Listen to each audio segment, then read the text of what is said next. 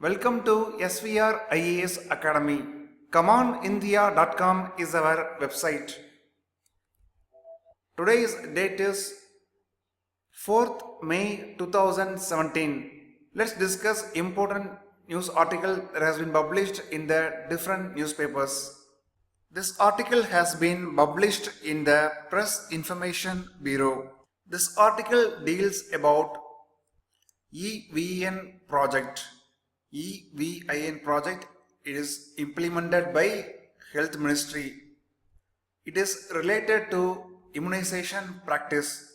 Recently, members from the 5 countries have visited India and interacted with the Ministry of Health and Family Welfare officials to learn about the EVIN project.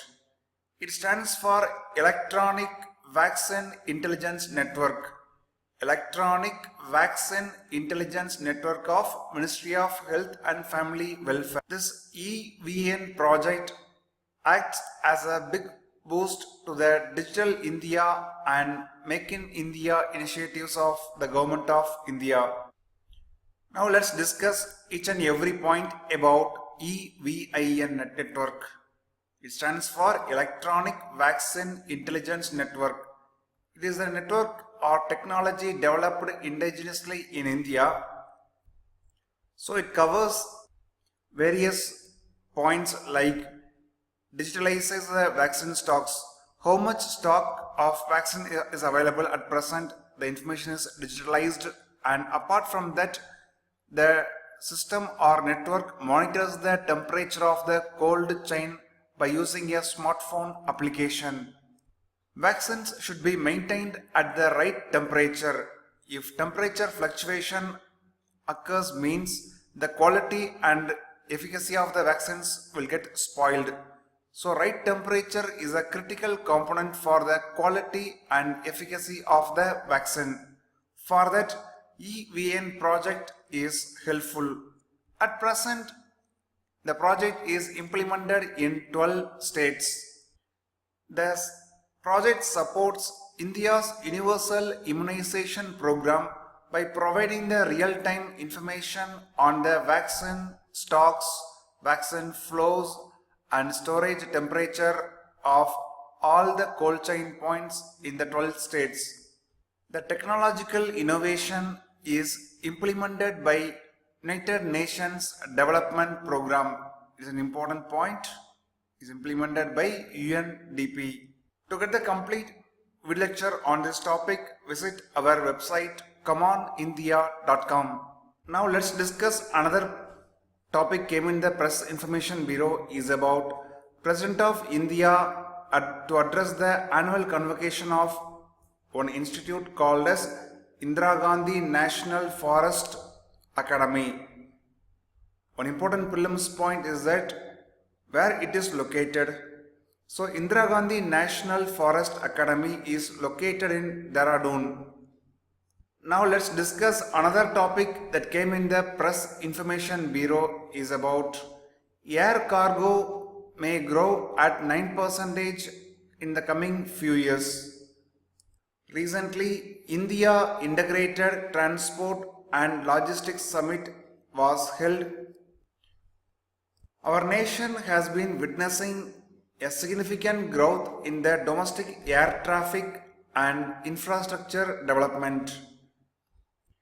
Air transport becomes more affordable to the common man because of the implementation of regional connectivity scheme. Air cargo is surely going to grow at 9% for coming few years, and Government of India recently announced to create integrated logistics park. So prepare very well on the integrated logistics park. What is that? What are the various advantages of the logistics park? It can be asked in the mains as well as in the prelims examination. Now let's discuss the importance of air cargo. If you look at India and at the global level, air cargo accounts for just 1% in terms of the volume of the trade, but it accounts for 25% in terms of the value. So based on the volume, air cargo constitutes just 1% of the total transport, but in terms of the value, it accounts for nearly 25% of the total value transported. Because in the air transport, mostly the most valuables, perishables and time sensitive goods are transported.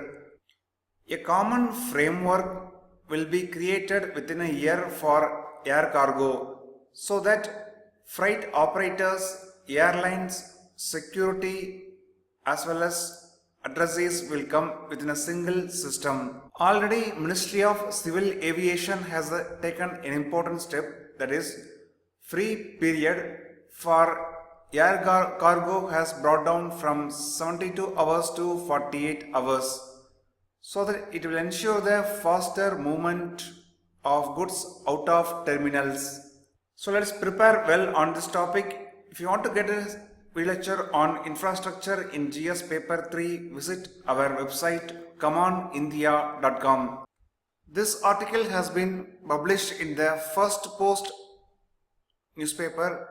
It says that NASA's inflatable greenhouse could feed astronauts on the Mars and Moon. At present, astronauts from the various countries and from various space agencies are aiming for the deep space exploration.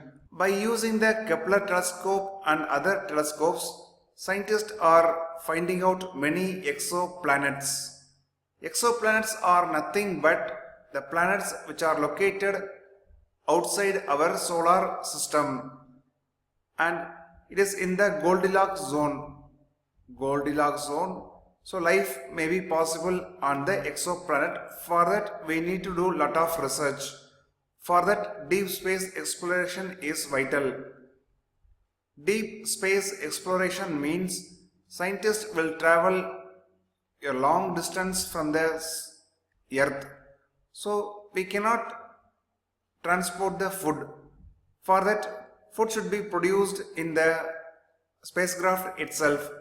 For that, space agencies across the world are trying different method, and recently NASA has tested or developed inflatable greenhouse that may feed astronauts on the Mars and Moon.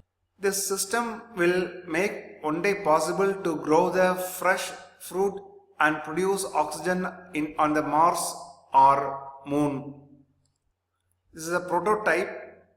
It is an inflatable and deployable greenhouse to support the plant and crop production. It is essential for the nutrition, air revitalization, water recycling and waste recycling.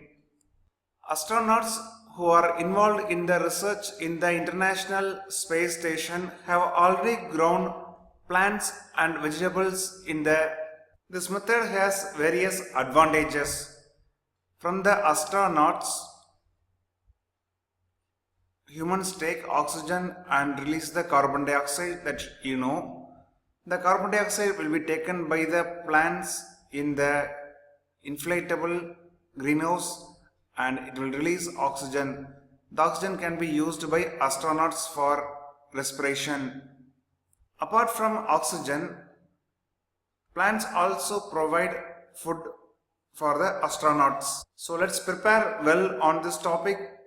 It can be asked in GS paper 3 because it comes in the GS paper 3 science and technology. Within that, application of the space technology for the benefit of the mankind.